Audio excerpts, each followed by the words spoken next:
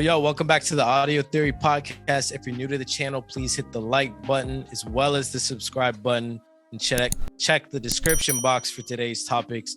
What's good, Danny? How have you been? I've been good, dude. Had a long, obviously, break like everybody else did for Memorial Day. I've been good. Today's not my best day, though. I actually had a call out of work, too. So I was trying to be like Superman at the gym yesterday and completely fucked my back up, bro. Like, oh shit, bad. Like, we had lunch right after it. Like, I didn't feel the pain immediately, bro. By the time I got home, I could barely sit down. And when I tried to wake up this morning, like, it was done, bro. So the fact that I've been like sitting like this is pretty wild. I've been watching YouTube stretches like all day long on like how to like fix your back without going to the doctor. So that's been working. So shout out to like, Dr. Joe on YouTube. But besides that, bro, like, agony. But the weekend overall was fire. At home, friends came over, weather played nice, so no complaints, bro. How was your long weekend? Nice. Yeah, mine was super dope. My younger brother Corey came to visit. I saw that, dude. Nice. Yeah, so we basically just went out to a few different bars, met up with Moon, who you also know in San Jose area. Went out to a super dope club there. Every time I hang out in that area, I much prefer the nightlife there. It's just the crowd isn't like kind of the stereotypical techie, like it is or is not. It's okay. Not like stereotypical techie nerdish kind of vibe where like you just don't know where to go to find good music. So it also reminds me kind of LA, which is why I like the area. But yeah, we had a lot of fun, a lot of drinking, a lot of eating. I think where you guys were with the wife, like whatever brunch setup you guys had, like fire. Oh yeah, it's this dope spot called Pink Elephant, and we actually had stumbled across it a couple months ago, and it just had a very, I don't know, like fun urban vibe to it, I guess you could say. Okay. Something that I would expect to do in a quote unquote cooler city like LA or Miami or something. Fair. So that was definitely one of the things on the list I wanted to take him to. It was a whole lot of fun. It just sucks having these long weekends where you're like just hanging out and then trying to get back into work mode and stuff. Oh, like, dude, for sure. I had laundry and all kinds of shit, and I was just like, this is literally the last thing I want to think about right now. I know, dude. And also, like, on a certain level, like I felt guilty. Like for example, like today, I already had 3 days off from work, so to wake up in agony, I still felt guilty to call out of work. Mm-hmm. You know what I mean? Like, yeah. Like, bro, you should have got your back taken care of. Like, bro, like I just can't function today. So yeah. I'm actually grateful I had the day off, bro. Because like mentally, I also wasn't prepared to go back to work today, bro. Like I was just like, bro, I just had 3 days off. I drank every night, edibles, like, just mentally I wasn't there, bro. So yeah, I'm actually grateful for the extra day. And what's going to be an even shorter week now. For sure. Yeah. But a much needed holiday. Unfortunately, I do have to go to a wedding this weekend in New York, actually flying into Boston and then driving there just because it'll be cheaper for us in the long run. So not really in the mood to like be traveling right now, but cross country too. Yeah, cross country.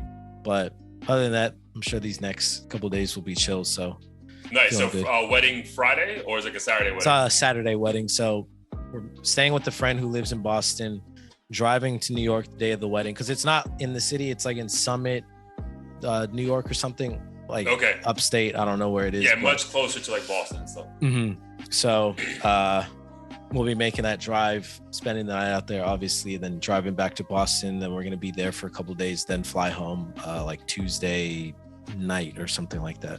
Oh shit! All right, nice, dude. But yeah. I mean, the weather's great on the East Coast right now, so at least we'll have good weather to come to. Yeah, for sure. Nice, dude. All right, man, let's get into it. Episode 110. Not a lot of stuff in the news week, but definitely enough we felt the need to make sure we had an episode this week. But before we get into that, I want to bring up our sponsors. Shout out to the people at Fear. This episode is brought to you by our friends at False Evidence Appearing Real. They take over 20 years of experience with treating fear and anxiety and put it into an affordable and easy digestible electronic learning course. Their unique approach is designed to fast track you to overcome your fears while saving you thousands of dollars and hours on a psychologist check him out. The link below, Audio-Theory for a promo code. That's Audio-Theory for a discount on their webpage. Shout out to Fear. Shout out to Fear. All right, bro. So I guess the main thing for you, because when I've been at the gym, not breaking my back, pause. I still been going pretty hard on the Kendrick album. So your thoughts, man, also like, anything you've been seeing online that maybe like this wasn't the big mega hit we thought it was? Yeah, I feel like generally speaking, now that it's been out in the atmosphere for a few weeks, I have seen a lot of people say this didn't match up with expectations. I mean, mainly they're referring to sales. I guess he did like just shy of 300,000 or something. I think a lot of people thought, just given the break and the hype, that he would have done 400 or 500, whatever crazy number Something I threw out stupid, to you. Yeah. And but in his defense, he didn't really do much of a rollout for this. Like, it didn't seem like he was eager for this to meet any of those crazy expectations. I think it was just a body of work he kind of wanted to release. I think we all knew it was going to at least do like a couple 100,000. So from my standpoint, I'm like, it did completely fine. I still listen to it, obviously not quite as much as when it first came out, but like even this weekend, I was blasting a few of the tracks. I still love them. And overall, I think people are still impressed with it, but it's not like a Future or Drake album where the younger crowd is really going to give a shit. Yeah, and I wonder if a lot of that has to do, like, to your point with this, the numbers, right? Like, because from a body of work standpoint, I don't really think we can expect much better than this, dude. Like, lyrically, A1, production-wise, A1. Like, it's just such a good body of work. But then I wonder, people are caught up in, like, we were joking about it offline, like, oh, this is going to sell at least 500,000, first week. Like, has to. It's like, but it does like 285 or 295, so a little bit shy of 300K, which is so insane. But then also, I feel like the context is that he didn't even release digital copies of this to buy. Like, you couldn't even buy this. Like, you mean physical? Physical. Yeah, like you couldn't even buy this. Like, it had to be from a streaming platform or some way. Whereas other artists, even though the majority of their sales are digital, they still have that option that people like to buy. So I feel like that's an indication from him that he's like, bro, like, I really don't give a fuck what this does. Like, I just need this body work out so I can be done and move on with my fucking life. Like, that's how I take it, because I feel like if he really wanted to sell 500,000, dude, trust me, TDE's figuring out a way for him to sell 500,000. Like, I don't really think that was the goal behind these two bodies of work. For sure. And yeah, for me, I'm like, I think the only way I would consider this an L is if it was like less than 150 or something. Right. But outside of that, I generally don't really care about the numbers like that. I think it only kind of gets us excited if it's, the little rivalry that like CLB and Donda had. Beefs. And then you need to like quantify who's better at that point. But I don't know, given Kendrick's break, the fact that he took that long of a fucking break, like these rappers who go to jail for like 8 months sometimes don't have a career when they come back. Right. So I think it's definitely a W for Kendrick, regardless. Yeah, it has to be a win, bro. It can't be anything but a win. Like, just 2 weeks removed from it. It was just funny that the chit chats felt like it was like, oh, maybe it wasn't that big of a hit. I'm like, no, it was, dude. Like, that feeling you got when you listen to it, that's a real feeling. Like, him having 3 or 4 songs in the top 10 in the first week was a real feeling. Like, we were playing this shit over and over and over again. Like, I feel like we had probably more passive Kendrick fans become all in on this project because, like, oh shit, like the weight of what this could mean. So I think it's still a massive hit, bro, 2 weeks removed. And I think over time, that's only going to prove to be the case. I don't know what the numbers are this coming week, but I feel like people are going to keep streaming this consistently for a while, I think, as opposed to like the Drakes, the Dondas. That first week is so insane. But then after, like, you can't keep that pace up. It's just a drastic drop. So I feel like over time, this actually may end up doing very well than some of those other albums. For sure. And it's interesting that, like, this is even a question of not only Kendrick, but Jack Harlow, like whether or not they flopped. And it's wild because both of them did, over 100,000.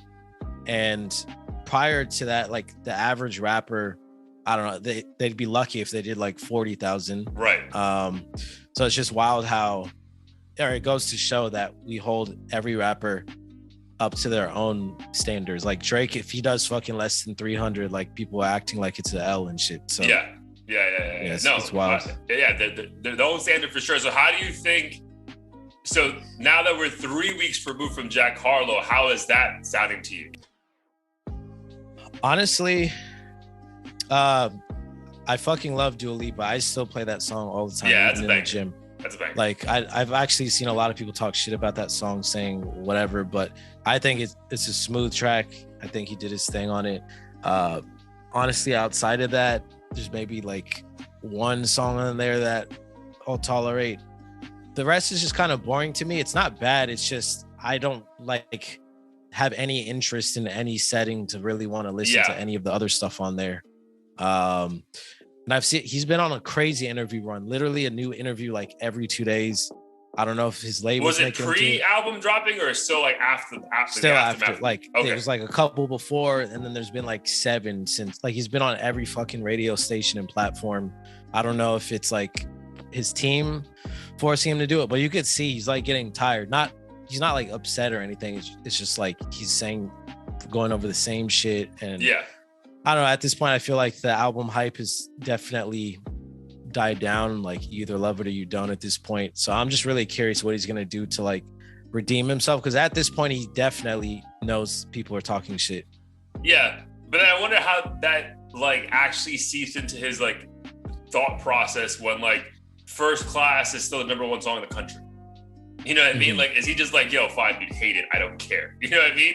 Or is he actually taking it like personally, like, fuck, that maybe I did flop on this one. So, bro, I haven't gone back to listen to it. I just have no desire, even though there's been like literally like nothing really coming out since Kendrick shit. Like, that's why I think I've seen myself listening to Kendrick over and over again, because I'm like, yo, what else is there right now? Same.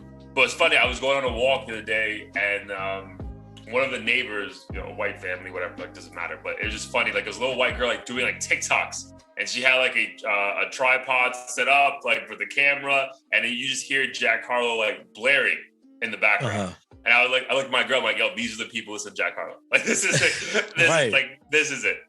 And that's the thing is, when we had our episode of a couple weeks ago or whatever, and we were talking about just his career, I have nothing wrong. There's nothing wrong with someone having a female fan base or a male one or anything. I think my whole issue was prior to this, his fan base definitely didn't skew female. And from it's the music business. So from a business standpoint, I'm sure Jack is like 90% of the people that are willing to fucking take out a loan to support me are women who find me sexy. Let me make shit for them. And there's nothing wrong with that. But as an original fan, I feel like this new direction just doesn't interest me, or at least he's not doing it in a way that I care, because Drake does it fine. Right. It's probably just confusing too, because he's so young in his career. And then like to your point, as an original fan, you've seen those interviews in the last year and a half where he's saying he wants to be like the most well-respected rapper in the game. He takes his like bar shit seriously. So it's like, do you though? Because everything from this point on kind of like proves kind of differently. Yeah. And that's why when you ask if, he cares or not, I think he does, because he doesn't seem like, based on his interviews, that he just wants to like make a lot of money and, be pop commercial or whatever. I feel like he always talks about how he rapped his ass off to like be respected or prove he can rap. Right. But I get like to our points earlier, like previous episodes, like I don't think anyone's giving this album like, like back in the day on the Source magazines, like the 5 Mic Award, right? The best, like no one's creatively saying this is phenomenal body of work. Like that's, I feel at least like across the board, everyone's like, but people do have their, songs here and there that they do fuck with, but that has to fuck with him, bro. Like there's just no way. Like I think he's a genuine dude, and we've seen interviews before him leading up to his album release. I feel like he genuinely wanted to be liked and respected. I just feel like this body of work didn't do it for him. Yeah. And he's at the like peak of his career and everything.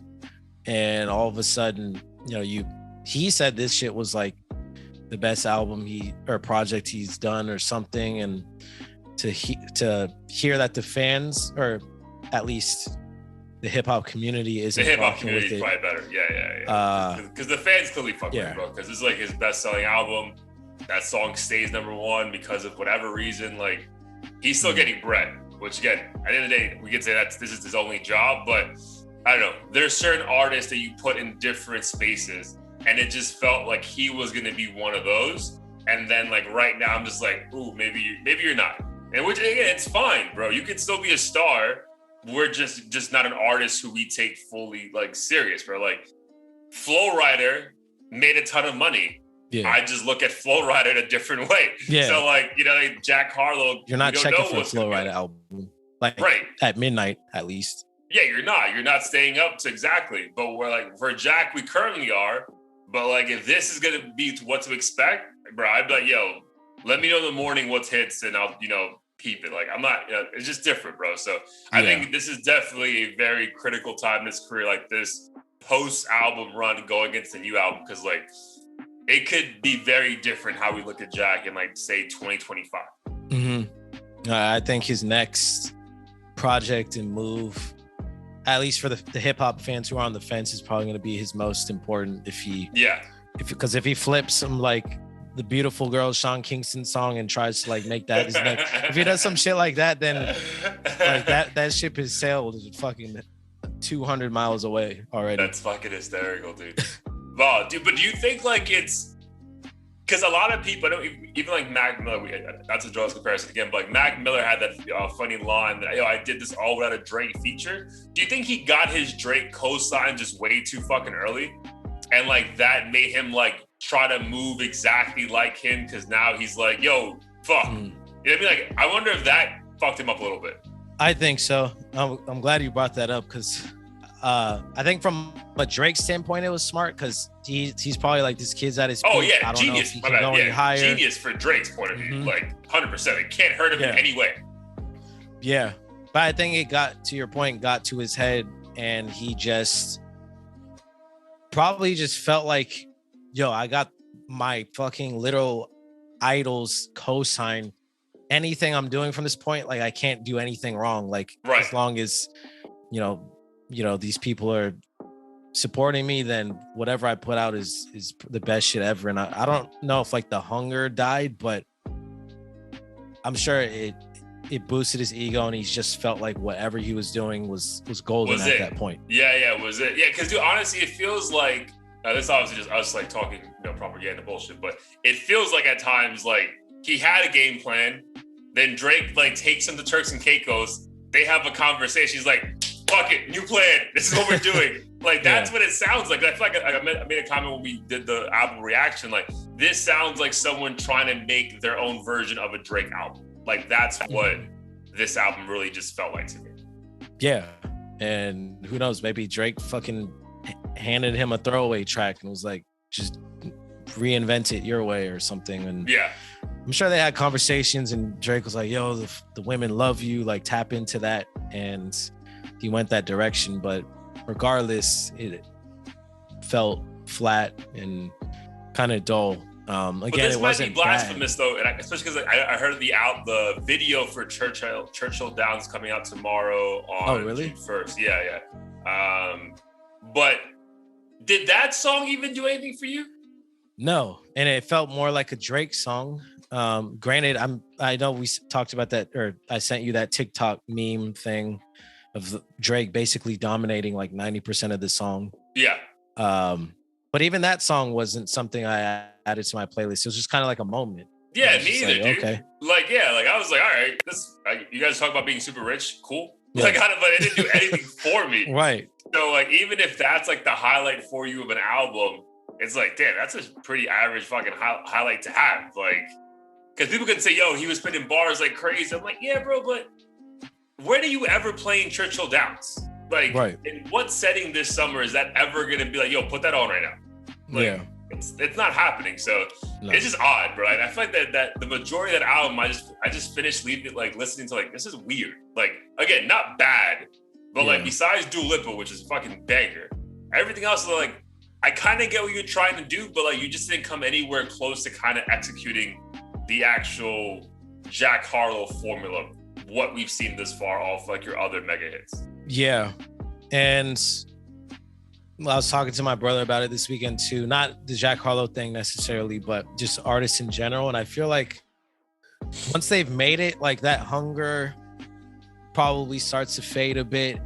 Or even if it doesn't, I feel like once you're just around so many different industry people that like want to give you advice, like you're more inclined to just go with whatever everyone else is saying around you.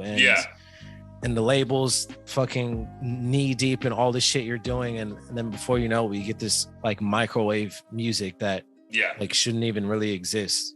And it'll do numbers, but it's not like, you know, what it should sound like when you're that amateur hungry kid who's just trying to make it. Yeah, that's a great fucking point, dude. Yeah, it just it's you see the artists who still have that hunger because they just sound and look different. Like the J. Cole's, like those, like yo, why are you still so hungry to prove yourself? You know, 13 years in, it's like, oh, because this is like, I love this shit. You know what I mean? So yeah, that's a great point. But yeah, dude, both Jack Harlow, again, success story in every way you look at it.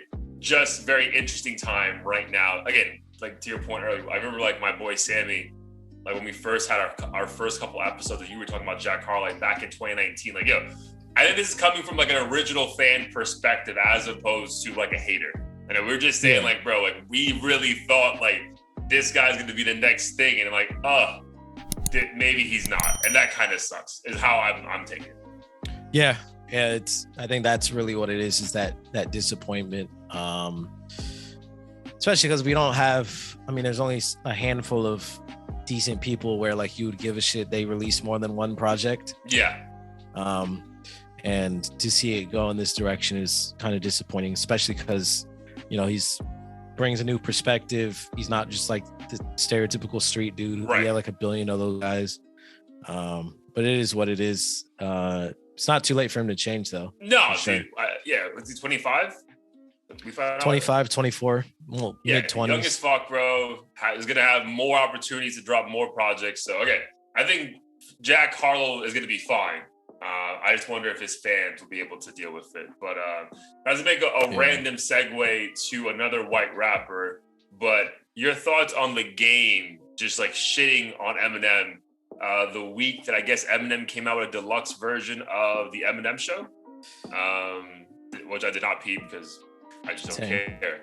But it was just funny to see the game just like shitting on Eminem. So your thoughts on just the game's comments in general?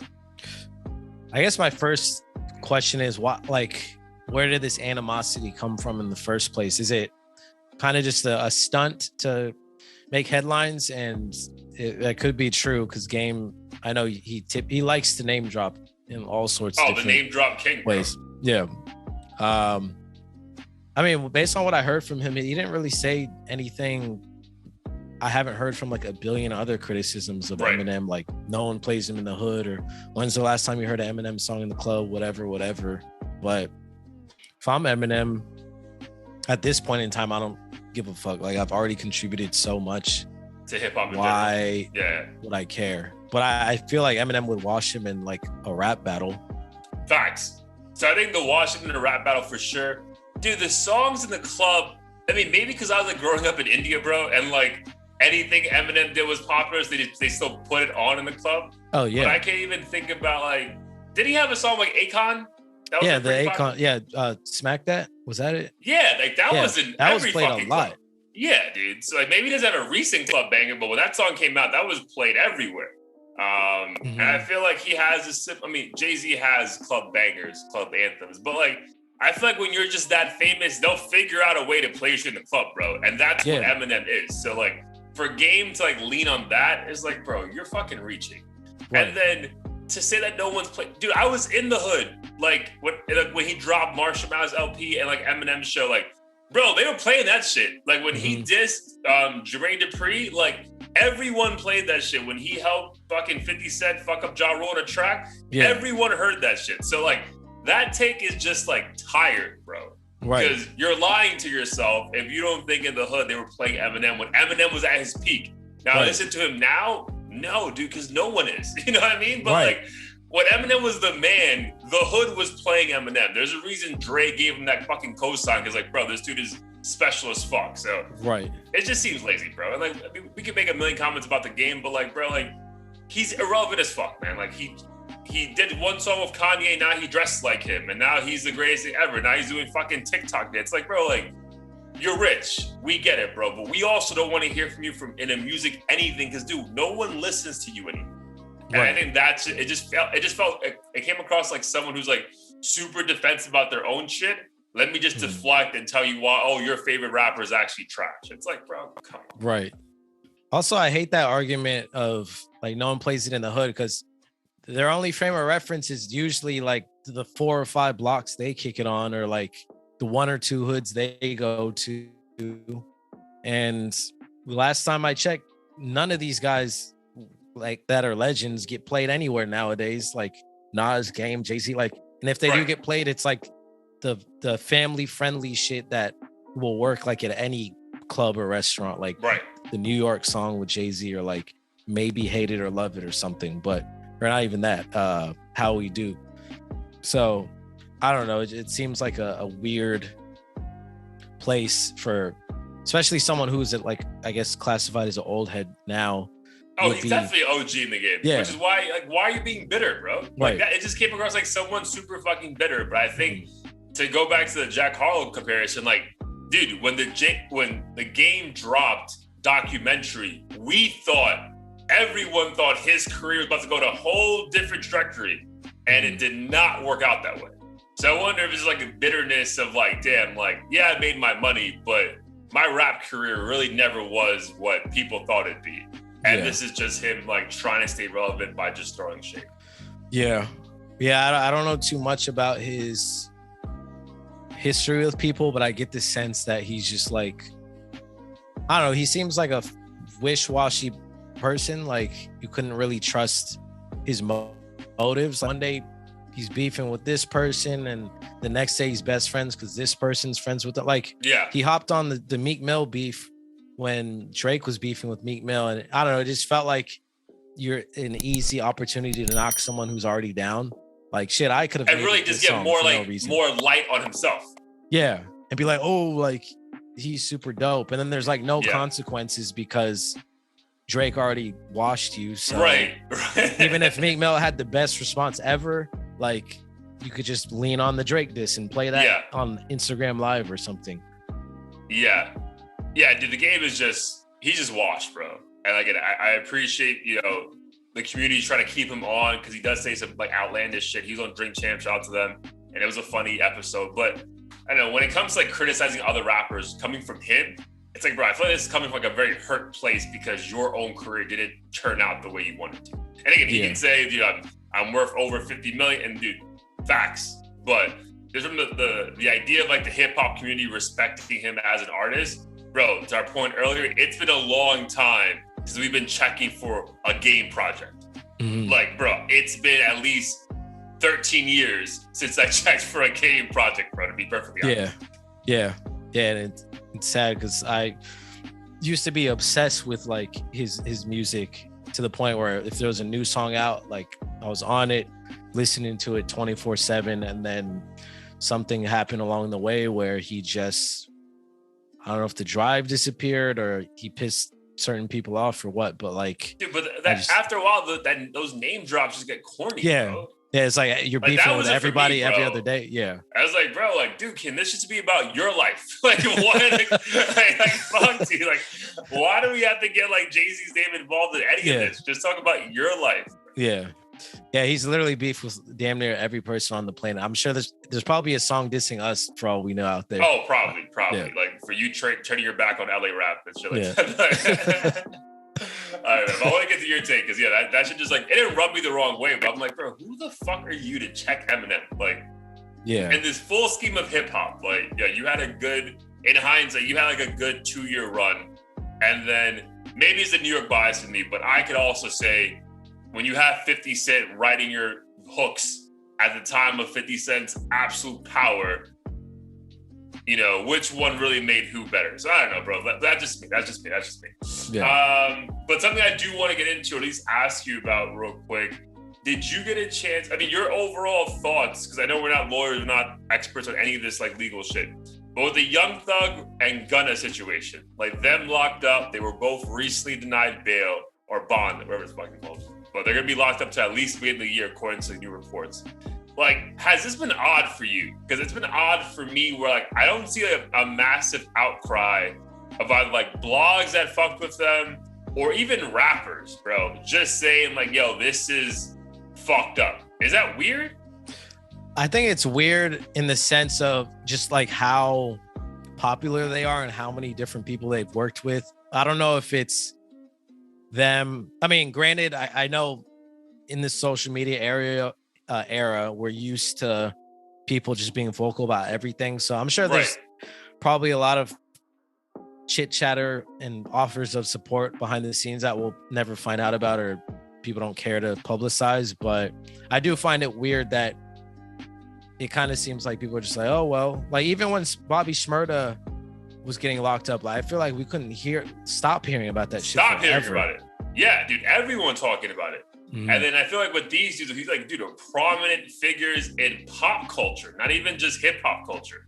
Mm-hmm. Like, besides like Metro Boomin, like tweeting a couple things or an IG live, like you really haven't heard shit from Drake, Future, Lil Baby, like 21, like nothing.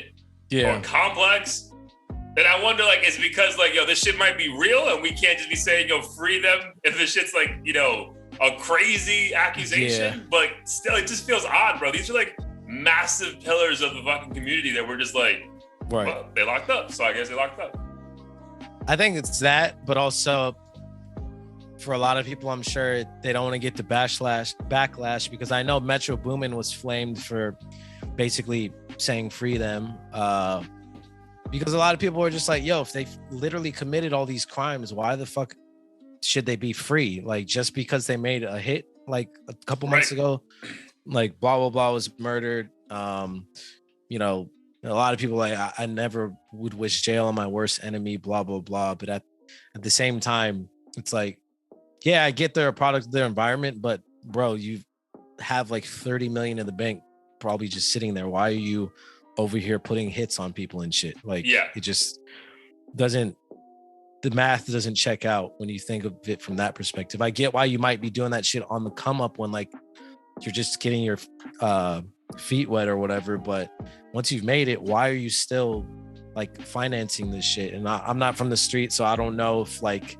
they're also his protection or his family back home who like are just looking out for certain people or what, but it just doesn't seem like a smart move to be risking all of this.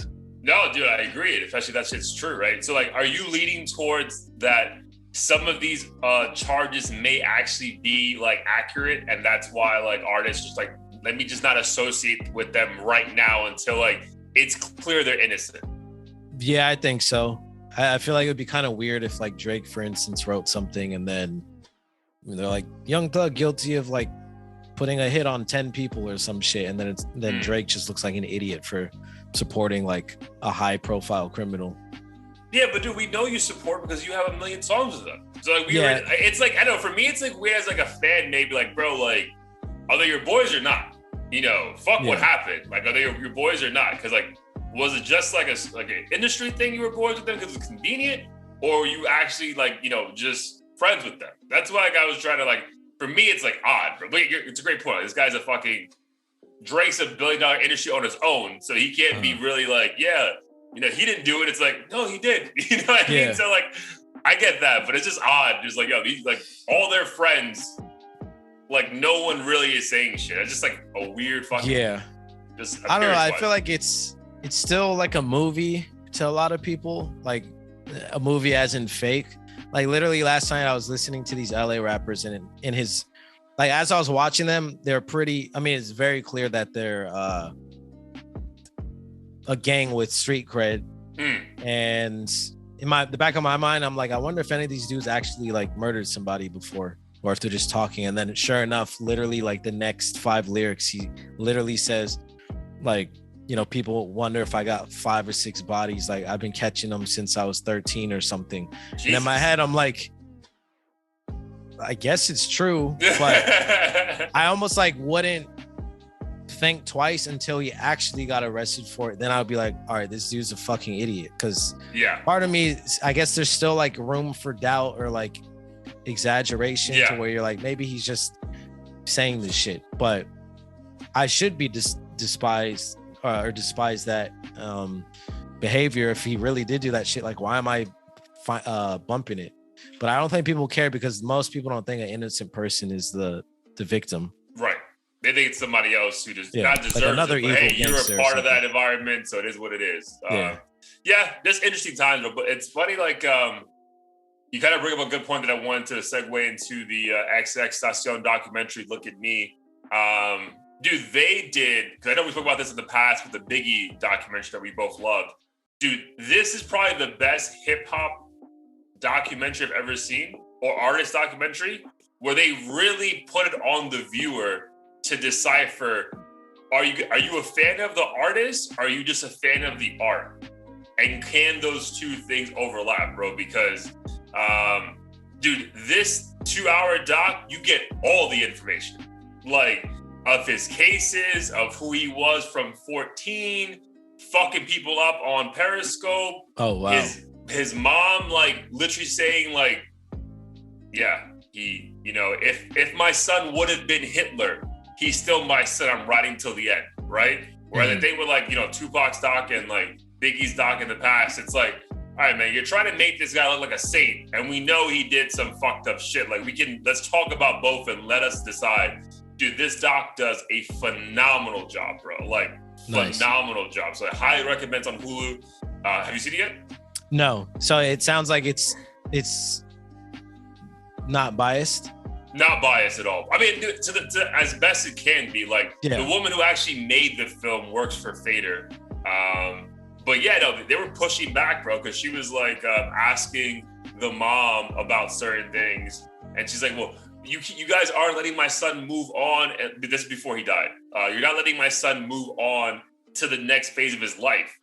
But she's like, the interviewer's like, but who's he to move on if he almost ended someone's life by beating this poor girl to death? Mm-hmm. And then she's like, the mom's like, fair point. You know what I mean? So like, it's a lot of pushback, bro. It's not just like, hey, misunderstood child. Yeah. You know, forgive him. He's young. Mental awareness issues. Like, yo, he is diagnosed with bipolarism. They talk about it, but they also like not show him, but like, the graphic nature in which he fucked up his ex, bro, that's very well documented. And like, you wouldn't think that'd be the case for a movie about a mom talking about her son. So that in itself was pretty impressive. Right. No, that sounds dope. I might watch it right after this episode. And it just goes to show you kind of, I don't know if this was necessarily like the full message Kendrick was trying to speak about, but I feel like life is just so subjective because objectively speaking, if you watch it, you're like, okay, I see why this troubled kid would do this and this. But it feels like your daughter who got fucked up, you probably want to kill him. Mm-hmm. And both, I guess, perceptions of him are true, right, and understandable. Like, if it happens to you, you want to hurt him, but you could see why he would do it. But as a human being, you're still gonna react emotionally to what affects you. Yeah, dude. Both things can be true, man. And like, it's funny because obviously we were talking about XX more before the pod ever started, like, because I've been a fan since like, 2017. But dude, even for me, like 45 minutes in, as they're giving the details of the fucked up shit he did, even for me as like dude, I went to his like memorial service down here, bro, like as a diehard fan. I remember. Even I was like, damn, bro, like, fuck, man, why do you do that shit? You know what I mean? Like, because you're defeated. Right. And then like Gina made a comment because she's like oblivious, my girl, it's like the full story. But like the first hour is like just him, like, dude, like looking for violence, like a very angry child, bro. And then she didn't know the context of how he died, But she's like, oh, he got shot, right? I'm like, yeah. She's like, oh, I guess how that would have happened then. And I'm like, not really, bro. Oh, because it wasn't supposed to. Like, it was, yeah. But like in a sense that she was like, listen, dude, like, all he's looking is to fuck people up on camera. Like, someone's gonna get a fucking attitude about that shit and catch him on the wrong day. But I will say, bro, like the video, they show the video of him getting killed, bro. That wasn't a robbery gone wrong. That was a hit, dog. Because they came out blazing, like towards the car. So that in itself is just tragic that a 20-year-old. Again, you'll see like in the story, like, I mean, it's very well documented. Like he was trying to change, like it was, I think a couple of days before his hearing when he got killed. And that hearing was going to probably put him away for like 20 years, bro. Oh, shit. Yeah, dude. Like it was just like all this crazy background shit that we didn't really have preview to at the time. But like, yeah, dude, great documentary. I just appreciate the realness of it, the rawness of it. And that you don't, if you only knew that his mom made this film, you probably would have thought going into it, she would have made him more of an angel. And I just appreciate the fact that she just let it speak for itself. And if you want to judge him in a negative way, you have every right to. But I love my son and all of my son, as opposed to this part of him that was good, which with the rest was bad. So, dude, highly recommend it, bro. Yeah, I think that's dope that a mother especially would go that route, because especially in this era and in hip hop, like we just excuse everything. Yep. Like, I mean, we see it right now with the Young Thug thing. Me personally, obviously the casualties, like I don't know any of them and none of this affects my life. So it just honestly is hard to care about every single rapper and what they do behind closed doors. But at the same time, I feel like, yeah, we're so quick to stay free, whoever. And then if you like even slightly suggest that like crime is bad or whatever, people want to call you like a square or a snitch. Yeah. And I get it. Like, why are we supporting them? But also like telling people crime is bad. But I don't know. I think we just would like to believe that when people are rapping about certain things and they've moved on beyond that behavior and they're just like talking about it, they're not actively doing this shit. Yeah. 100%, dude. It's like we want to like almost see the best in everyone. Like, oh, they're just like acting. This isn't a real thing. It's like, I don't know, bro. He acts very well like on all these tracks. So, so yeah, no, I feel that, dude. What was cool though, they showed in hindsight, it was cool for us to just be there and witness it. But his last ever performance was at the Rolling Loud that you and I were at when it was fucking pouring rain, and he's like surprised everyone and came out. Oh wow, that was the last one. His last performance. Wow. Yeah, dude. He passed away, I think, like 2 or 3 weeks after that. It's insane. So, yeah, dude, insane. But yeah, highly recommend it. Great perspective. And then I just also remind people of the music that he did. Because I mean, there's a lot there that's like, I love also the producer. His main producer was like, yo, honestly, like there's nothing about XXX Doc that makes him a rapper besides him being black. So we can also talk about that, because like his shit was all like rock, emo, kind of rapish, but not really. You know what I mean? Like, yeah. So that was a funny like side conversation you could have had with someone who's like a really big fan. Like a lot of this shit really isn't rap, and like you just feel more comfortable calling it rap because the guy doing it's black. Like, you know what I mean? But like, yeah, so that's just a side note conversation started for that one. But yeah, highly recommend. It's on Hulu. It dropped last Friday. I think it's doing doing very well from the reviews. So check it out. Look at me now. For sure. The story of Extacion. All right, bro. Before we get into some heat of the week, how excited are you for a new Post Malone album dropping this Friday? Oh, I didn't realize it's this Friday. I'm fucking excited now. I feel like he's one of those artists where even if you feel like their stuff is mid, like it'll have the I'm gonna tell you, bro, I feel like that Roddy Ricch song is mid. I enjoy it, but it didn't get me hyped to the point where I'm like, oh my God, like this album's gonna be crazy. It was kind of like a very generic poppy rap track. Yeah. But I did enjoy it. I liked it a lot, to the point where I'm like, if the album sounds similar, like I'll probably enjoy it overall. It wasn't. Oh, I mean, I'm sure there's gonna be a bunch of songs we love, but to that to be the lead single, I saw the video after you saw, because I think you showed me his performance on some like show. I'm like, let me check out the video. And I'm like, I don't know, bro. Do I like this version of Post Malone? Because obviously, this is like the evolution of Post right now. He's like in his adult, rich phase of his life that he's like really feeling himself, where he probably did it before. But I don't know if that's the Post that I love. You know, it's like it's a very weird time. If you're like a Post Malone super fan, which I think we both are, you know? Right. Yeah, I could see that. I'm hoping that the whole cooped up theme or whatever like means he was just literally fucking making music nonstop and is gonna give us the best of the best. I actually wasn't the biggest fan of his last album. It was my least favorite of the three. Hollywood's Bleeding or some shit. Yeah. Okay. Beer Bongs and Bentleys, I love this. The last one, I was like, it's whatever.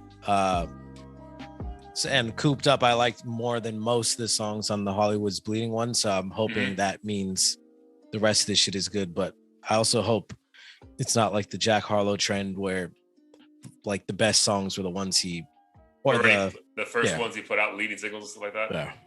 Yeah. It's an interesting way to look at him, because this sounds very different from like a lot, like the way he's dancing. Like he just looks like a happy dude. So again, I'm not gonna hate on that. Yeah. But it's a leap from what we're used to when it comes to him. So I think that's gonna take a time to get used to. But again, the music is fire. I think it'll speak for itself. Yeah, he's got a kid on the way, I think. Oh, nice. He might be married. He fucking plays video games literally all day. He's in Utah, so he might just be in a place where he doesn't really have a ton to give, but I hope he proves us wrong. Yeah, and that's like the sad, like the gift and the curse with these, like we get these artists who like not just like save a generation, but like our generational talents at like 17. Yeah. So you're like, dude, how like dude, like when you're 24, we're like, oh, you don't got anything left. It's like, bro, I'm like, what do you want from me? You know what I mean? So like, that's like the gift with him. Do I think about like, I think someone checked me the other day, like about Jaden Smith. And you think about like how like heavy we were on Jaden Smith like 4 years ago, bro. Right. And then now if he drops anything, I'm like, whatever. You know what I mean? Like I'm not checking for any of that shit. So it's just at Coachella, you and I were like, yo, we gotta go see his set. Like now I'll be like, yo, like I'll see you like on YouTube later, bro. Like I don't go fuck about it. Yeah. I think we just, I don't know, we get used to the same old same, and then they disappear for a couple years to enjoy their success, and then we've kind of moved on. It's crazy how fast the music business moves, because like things are completely different every like 2 years. Yeah, different sounds. It's almost like as the listener, like do you hold them to what you're used to, or do you give them like the rope to like change things up, right? That's like the difference with like Kendrick. Like I feel like Kendrick gets the rope to, yo, give us whatever sound you want to, bro. And like Kanye, same thing. Like I feel like the Drakes, like if you mix it up a little bit too much, bro, like, we will fucking backlash against you, because this is not what we signed up for. So I feel like with Post, I think he's at that pivotal point right now where it's like, this feels kind of different, bro. Like I don't know if we said you could do this. You know what I mean? I actually thought the opposite. Well, with Cooped Up, to me it felt like a very generic Post Malone track. So I was like, it's his formula, but it didn't feel catchy enough to be like, oh, this is gonna be like #1 on the charts for weeks. Like it just felt like some like cool shit he put out that like the fans will all like, but isn't doing anything different than what he kind of already does. Yeah, that could be fair, dude. And there's probably the argument to be made that his last album was the departure from what we're used to, because that one felt forced. Like, all right, 14 tracks, I need 14 features. It's like, bro, like yo, I remember I told you I saw that album live, that tour live for that album, dude. Without the features, he's only on stage for like 15 minutes. I remember you mentioned that. I was like, bro, this is like the shortest set ever, dude. Like he did his whole catalog because there was no features. I was like, bro, this is ridiculous. But I think it's gonna be good. I think this will do crazy numbers. I just think Post Malone is in that Eminem Drake realm of like whatever they put out, people are just gonna consume it, and then the reviews are almost like second nature. Like who cares? Almost like if you didn't like it, like everybody else did. So. How much do you think he'll sell? That'll be an interesting thing, because I haven't seen any predictions, so anything we say could be right. I would say just off his name alone, I think he'll do at least 350. 350? Yeah. I'm gonna guess. Is that too high? I think it's personally too high, just because I feel like he's been gone for so long, and Dude, you're right. Like there hasn't been any hype. Like I don't. Yeah, you're right. That's the thing. There's been no hype besides like a random like Jimmy Kimmel performance. Yeah. All right, I'm gonna go. If Mr. Morale did 275, I would say this would do at least 225. 225. I'm gonna go with off his name alone. I'm gonna go with 110. Damn, that's a flop, bro. And the reason why I say that is because I consider myself a big fan. I literally didn't even know he was. Am I crazy? Did this nigga not say he's posting? He's dropping. I mean, I'm basing it because, like, I mean, I'm on YouTube and shit a lot, and like with Kendrick, there's just so much content around anticipating it and watch parties and all kinds of shit. Post Malone, I literally haven't seen like one YouTube video about, you know, what can we expect. Yeah, it's dropping June 3rd. That's this Friday. I haven't seen one like post or video about, you know, what the album might sound like, or I haven't seen shit from him. So in my mind, I'm like, people are just literally, most of them aren't even gonna fucking know about it. That's interesting. That's a good take though, bro. For real. Cause yeah, like if I wasn't just on Instagram on his page, I probably wouldn't know either. Whereas like with the Kendrick thing, like you knew because of everything else. Like the community was informing you, like, hey, it's coming. Yeah, that's a great point. Shit, I might even say like 90. Nah, bro, his name is too big. His name is too big. Like 9100's like, those are Corday numbers. Like, yeah. All right, I'll keep it at 110. You want to you want to bet a band? A band? I'm betting $1,000 on Post Malone. I'm good, bro. We're not there yet. I'll bet you fucking hoodie. I bet, but I guarantee I'll make the bet. When you're here, the first round's on me when you come to visit. But I guarantee it's at least 200. And you're saying 100. I say if you're saying it's at least 200, I'll say no more than 150. Okay, that's fair. So it gives me room and you as well. But that's crazy, bro. Because that in any other world, that's an absolute failure for Post Malone. Yeah. You know what I mean? Think, like that's the crazy part. Yeah.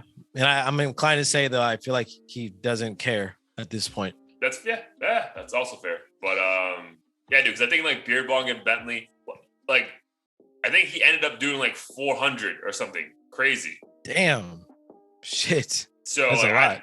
That's what I'm saying. Off his name alone, I just feel like you can't, like, it's 100 the Rockstar with the name. Was next level. Like was that next song, level. That's what I'm saying. But I think like the way the numbers work, because that song was out for so long, like I think it inflated the numbers a lot. But still, like, man, he's not dropping this album already. He doesn't have a hit circulating right now, so it's really just going to be off the weight of his name. But I think his name is worth more than 150 streams. But we'll see. That'd be dope if he surprises us with like some crazy features like Drake or something. Yeah, that would be dope. But I mean, the Drake feature's like long overdue, right? Yeah, I think we've talked about it before, but I'm like, they're the pair that for whatever reason never did anything, but they were like the kings of the hook or whatever you want to call them. Yeah. Like the rap singing, the song rap, whatever. Like, I agree with you. But we'll see. We'll see if Blair's wrong or if I gotta send a band on Venmo next week. All right, broski, before we get out of here, what's the heat of the week? Maybe a song or a couple of songs that really made the playlist enjoyable this past weekend.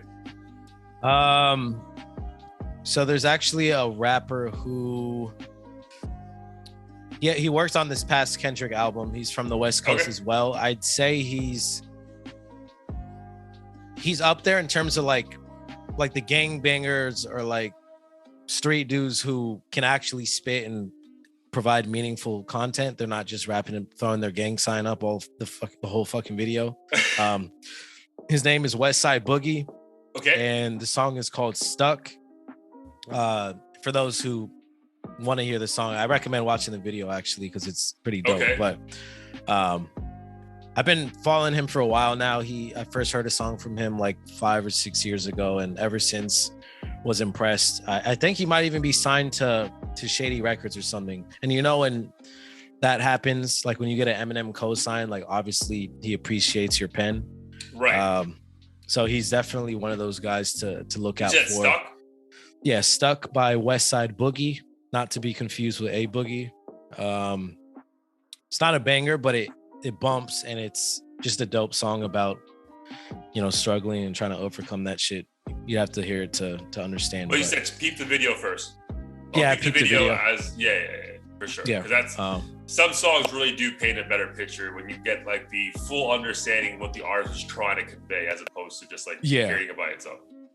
For sure. Yeah, so that was one of the songs that I was bumping this weekend. Nice. Love that. Already added to the playlist. For me, it's going to be the XXX on the hook and Kanye with two decent 16s. It's True Love. Kanye and XXX, very good song. The hook is fire. And again, if you watch the documentary, that hook just hits different because you really get to understand who this 20-year-old kid was who got killed, but still had all this success in like a very short amount of time. So like that song hits different for sure, but even by itself, Honest Lonesome, that song is very well produced. I think Kanye reproduced it with like one of his like old hits. I can't remember what song it was. But yeah, it's quality production. He has Kanye has a couple lines there talking about Kim, but like not in a negative way, but more so about like just trying to remind her that he's still the father to their children, blah, blah, blah. So again, overall, very, very good song. Nice. Yeah, it's a dope track. Wait, so did Kanye work on this track with him while he was alive, or it's like a post, what do they call it? Posthumous record or whatever? Yeah, it's definitely a posthumous record. But I think the beat that this song has is one of Kanye's like old songs. Okay. Like a song that we know. Like that's why I couldn't put my finger on it, because I'm like, I feel like I've heard this beat before. But the way he does it and retunes it for XX voice with auto-tune is fire. So yeah, highly enjoyed that. I was mad though, because the way they were leading up to it, because I guess like again, Kanye, like they were not boys, but like apparently there's a lot of love between them when he was on this planet. And then they were just showing a bunch of tweets of like X saying like, hey, if you're not a Kanye fan, don't fuck with me. But for some reason I thought it was gonna be an album. So I heard like the one song. I was like, oh, it's just one track, bro. Like that's it. Yeah. Like I was expecting like a 5-song EP or something that they redid, but dude, even the one track it's great, especially because I don't think we're gonna get much XX songs at all moving forward, unfortunately. Because when he passed, I think they already put out like 2 albums for him that like you could just tell they were songs that weren't done. So yeah, and like you were mentioning earlier, he's definitely one of those artists who like can't be boxed in as a rapper. But I feel like, I mean, not only is it skin color, but I feel like people do that too, because I feel like rap is the only genre where there's like not really many rules. Like you're sampling over here and using these instruments from that and whatever else. So it just kind of sounds like a mix of everything. So I feel like if you're kind of spitting bars even or the drums patterns a certain way, people are just like, oh, it's rap. Like it's definitely not this, so it's just rap. Yeah, it's just rap. Yeah, dude, because there's some songs where he's blatantly just singing, and there's like in no way in your right mind would any rap fan be like, that's rap, but he's black. But I think another interesting take on, at least for me, because I was like, dude, avid XX fan, I still am to this day, but his music is over-key, like high-key depressing, bro. So like even like me, like after the doc, like when I played some of his songs while I was cleaning the house, I was like, damn, bro, I must have been in a dark fucking place listening to this shit, because, bro, this is like, if you're not already depressed, this is gonna bring you down, bro. Yeah, like in a very real way. Low-key, I can't. So yeah, I ran through like the Revenge album one more time, but like afterwards, I'm like, nah, bro, we're moving back to like some happy shit, because I can't do this shit right now, bro. I'm too good of a mental headspace. Like let this like seep in my brain. Right. He was actually the first celebrity that I cried over, and it wasn't. I wasn't crying hysterically or anything. Yeah. And I wasn't crying hysterically or anything. After he died, on the way home, I was listening to that song with Trippie Redd. What's it called? Fuck Love? I think it's called Love? Yeah. Yeah. I don't know. Just the way the song sounds is depressing. But just after listening to that and then realizing how young he was and how he was trying to change, and I don't know, everything combined just was a depressing thought. and I just felt sad. And I listened to his other stuff again, like I think that song Jocelyn Flores, like all that stuff. And I'm just like, all these young people just fucking lost. Yeah, dude, lost. But then like so much fucking talent, bro. Because like with his music, like dude, no one's writing this shit for you. This is all from like your head, your thoughts, like your dude. So like I felt that heavy. I was cleaning the house on Sunday and I was like, bro, I can't keep listening to this shit. This is just, I'm gonna get in a bad mood. I'm like, yo, life is good right now. So like, what's wrong with you? So like, but yeah, shout out to him, shout out to his fans. I know he was a voice for a lot of people. But yeah, so if you guys want some new XX, definitely peep the documentary, but also peep True Love with him and Kanye West. For sure. All right, bro, let's get out of here. Great to see you, my guy. Let the people know where they can peep us, what we got going on, and let's hit the road. Yeah, catch us at audio-theory.com. You can find all episodes on all platforms there. One new one every week, unless we say otherwise. We have the Spotify and Apple Music playlist on there as well, so check that out. Merch, as always. Very exciting interview coming up with Johan Lennox. We've been trying to get him on, but you know he's big time, bro. It's all good. Superstar. So we just had a couple schedule conflicts, but we officially confirmed June 14th, I want to say. So yeah, really we'll excited get that out to you guys like right away. So yeah. Other than that, please share, like, subscribe, do everything you can to support, as well as hit up Fear if you're battling any mental issues of any sort, no matter how minor or severe. Definitely worth exploring. Shout out to Fear. All right, my dude. Love you, man. Be safe. Love you too. Peace.